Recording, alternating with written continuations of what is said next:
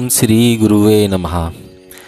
हम स्वामी विशुद्धानंद देव के जो सूर्य विज्ञान है, जिन्हें हम गंध बाबा भी कहते हैं, उसके कुछ आज सूर्य विज्ञान का प्रायोगिक रूप देखेंगे कि वो इसका यूज़ किस तरह से करते थे। मुझे समय का तो स्मरण नहीं है। किसी सूत्र से डॉक्टर महेंद्र लाल सरकार ने गुस्करा यानी कि जिला वर्धमान जाकर स्वामी विशुद्धानंद देव से परिचय किया। स्वामी जी ने योग विभूति के प्रसंग में उनको यह बतलाया कि सर्वविदित 9 देह द्वार के अतिरिक्त भी देह में अनेक द्वार हैं। यहाँ तक कि प्रत्येक रोम छिद्र भी एक द्वार है। योगी उसका अपनी इच्छा अनुसार संकोच प्रसारण करते रहते हैं। डॉक्टर सरकार ने इसका प्रमाण जानना चाहा। स्वामी जी ने अपने शरीर के अनेक स्थान में बिना कलेश के स्फटिक के दाने भीतर कर लिए तथा उन्हें पुनः बाहर करके उनको विस्मयभूत कर दिया। उन्होंने घृत से भीगे एक वस्त्र के टुकड़े को भी नाभि के भीतर प्रवेश कराकर बाहर खींच लिया। उन्होंने यह भी कहा कि हमारी देह तत्व विद्या कितनी असंपूर्ण है, यह अपने अच्छी तरह से देख लिया। इसके अतिरिक्त वैज्ञानिक सर जगदीश चंद्र बोस भी स्वामी जी से मिलने आए थे, यह भी सुना है। डॉक्टर महेंद्र लाल सरकार के पश्चात कलकत्ता से डॉक्टर चंद्रशेखर काली एवं डॉक्टर अक्षय कुमार दत्त भी स्वामी जी से मिलने आए थे। डॉक्टर अक्षय कुमार दत्त के साथ बाबा जी की भेंट के संबंध में मैंने गुरु भ्राता ममनथनाथ सेन से सुना था। मनम नाथ सेन के पिता डिमला रियासत के राजकुमार यामिनी वल्लभ सेन के साथ डॉक्टर अक्षय कुमार की विशेष मित्रता थी। यह उस समय की बात है जबकि कुमार यामिनी वल्लभ ने स्वामी जी से दीक्षा नहीं ली थी। एक दिन वे तथा डॉक्टर अक्षय कुमार दत्त कोयला खाने के ख्याति उपलब्धि व्यवसायी उमेश चंद्र बंदोपाध्याय के घर में स्वामी जी से मिलने गए। तब उस दिन स्वामी जी ने लेंस से उन दोनों को कोई वस्तु तैयार करके दिखलाई थी। इस समय अविश्वासी डॉक्टर दत्त ने स्वामी जी के लिए यह सोचा कि शायद यह कोई हाथ की सफाई करके दिखला रहे हैं और उन्होंने स्वामी जी का हाथ पकड़ लिया। इससे स्वामी जी विरक्त हो गए और उन्हें एक चपत लगाकर बोले, यह देखो हाथों में क्या है। यह कहकर उन्होंने अपने कंबल के आसन से कुछ रेसे खींचे और बिना सूर्य विज्ञान के लेंस की सहायता लिए इच्छा शक्ति के बल से तत्क्षण एक अति सुंदर तथा उज्ज्वल परवाल के रूप में उन रेसों को परिवर्तित कर दिया। कहीं इसे भी डॉक्टर दत्त हाथ का कौशल न मान ले, स्वामी जी ने अपने नाभि के छेद को विस्फारित करके उसमें से एक तकिए का आधा हिस्सा बाहर प्रविष्ट करा दिया।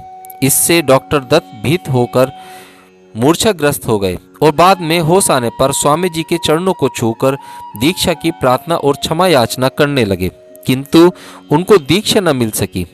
इस समय जो परवाल निर्माण हुआ था उसे कुमार यामिनी वल्लभ ने स्वामी जी से मांग लिया और कहा कि हम लोगों के घर में वंशाक्रम से रहेगा। इस समय वह परवाल उनके कनिष्ठ पुत्र मनमंथनाथ के पास है। बाद में स्वामी जी ने बताया कि उन्होंने उनकी दीक्षा प्रार्थना के लिए ज्ञानगंज लिखा था, जहां से इस आश्रय का उत्तर मिला। अक्षय कुमार दत्त की आयु अल्पायु बाकी है। अब इस दीक्षा से उनका कोई लाभ नहीं होगा। शिक्षित तथा अल्पाधिक नास्तिक व्यक्ति के उपाकरणार्थ स्वामी जी सामान्यतः सूर्य विज्ञान की कुछ कुछ कीड़ा प्रदर्शित करते थे। इस संबंध में पॉल ब्रंटन ग्रंथ उल्लेखनीय है। एक दिन बाबा के पास आश्रम में बैठा था। अगले दिन प्रातः 9 बजे कुमारी भोज का आयोजन था। शिष्य आपस में बातें कर रहे थे। तभी एक सज्जन से महाउपाध्याय डॉक्टर पंडित गोपीनाथ जी ने कहा, आपके पास हीरा है तो? उन्होंने कहा, हाँ है। गोपीनाथ जी का आग्रह था कि मुझे दिखलाया जाए। उन सज्जन ने गोपीनाथ से कहा, आप तथा अक्षय बाबू आइए। हम लोग उनके साथ साथ पास के एक कमरे में गए।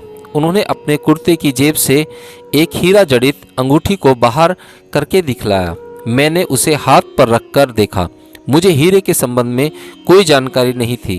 तब भी वह बड़ा था, उसमें कोई दाग नहीं था। मैंने पूछा, क्या यह हीरा सर्जित होते आपने देखा था?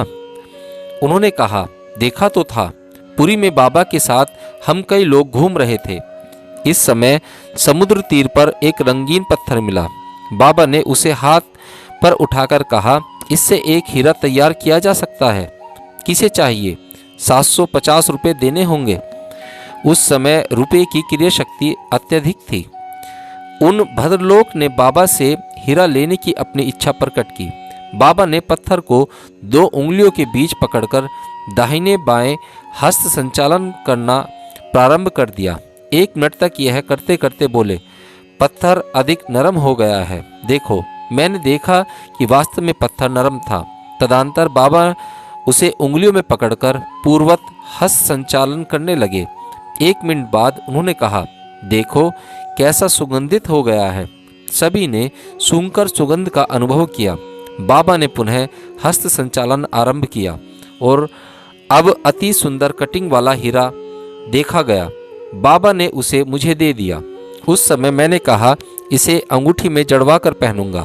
बाबा ने कहा, यदि कुछ पहले कहा होता तब मैं उसे अंगूठी के साथ प्राप्त करता। उन भद्रलोक के आगे कहना प्रारंभ रखा, यह अंगूठी मैं सर्वदा उंगली में नहीं पहनता, केवल क्रिया करते समय पहनता हूँ।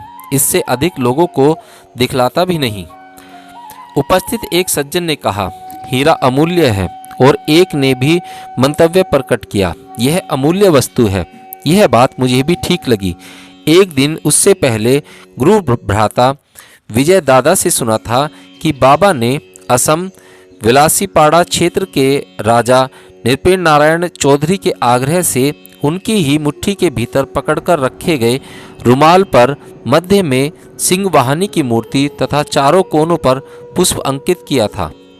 गोपीनाथ जी ने बताया कि आजकल बाबा यह सब अलौकिक कार्य करने से पूर्व कहते हैं, कुमारी भोजन कराओ, तब यह सब समझाऊंगा।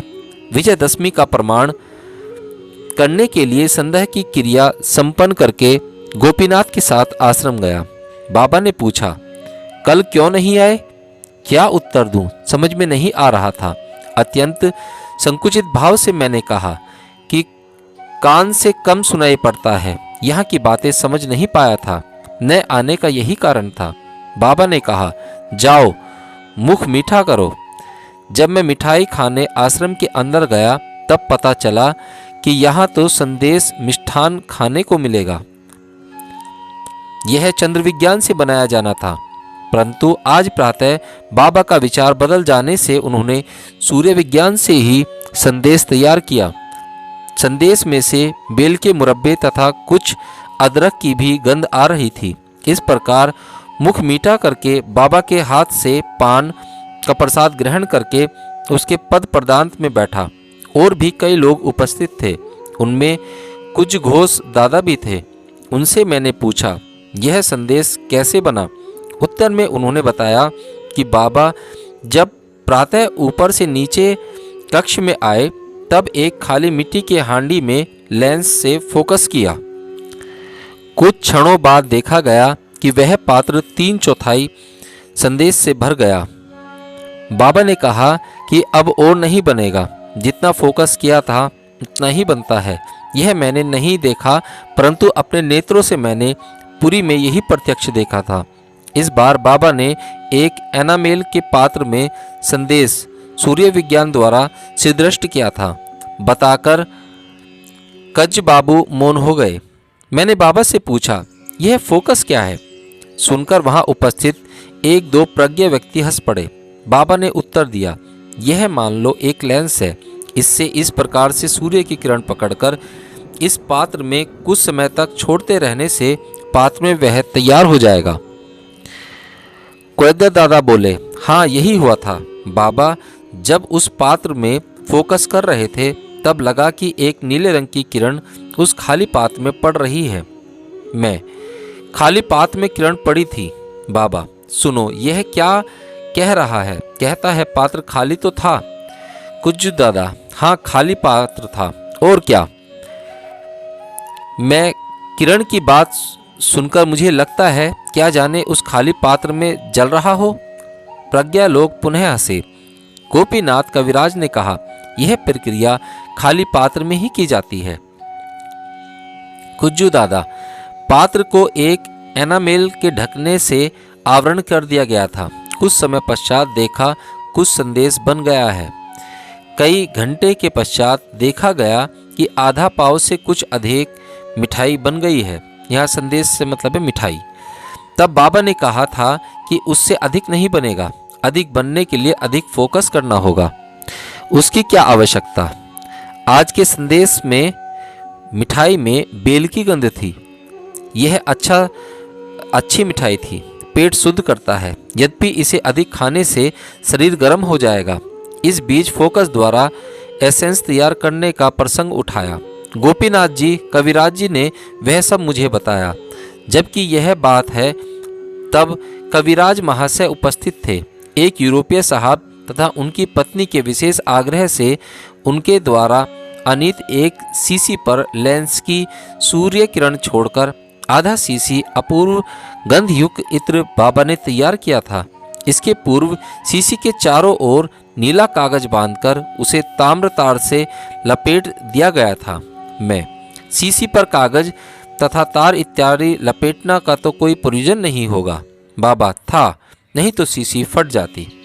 कई बार बाबा को यह कहते सुना था कि सभी वस्तुओं के परमाणु हैं। योग शास्त्र का भी कथन है, सर्वात्मकम। एक खाली एनामेल पात्र में जब फोकस करके संदेश तैयार हो सकता है तब यह सब शास्त्रीय कथन स्वीकार करना ही होगा। ऐसी दुर्बोध कीड़ा को बाबा सर्वथा दिखाते रहते थे। श्रीयुक्त गोपीनाथ कविराज अधिक पुरातन शिष्य नहीं थे, तब भी वे लिखते हैं, कितने समय कितने विषय देखा तथा देखता हूँ, उसकी गणना नहीं है। बाबा ने अणिमा तथा महिमा आलोचना प्रसंग में अपनी उंगली को मोटा करके दिखलाया था। अधेला से गिननी तैयार करना, किसी भी वस्तु को परमाणु रूप में अवगत कर देना, नारियल तेल, पुराना घिरत, ताज़ा घिरत, नाना प्रकार के मिठाई, रसगुल्ले, जाफरान, फिनाइल, कुकिंग टैबलेट, हीरा, सोना, मुक्ता, परवाल आदि सैकड़ों वस्तुओं का सूर्य विज्ञान से निर्मित होते हमने अपनी आंखों से देखा था।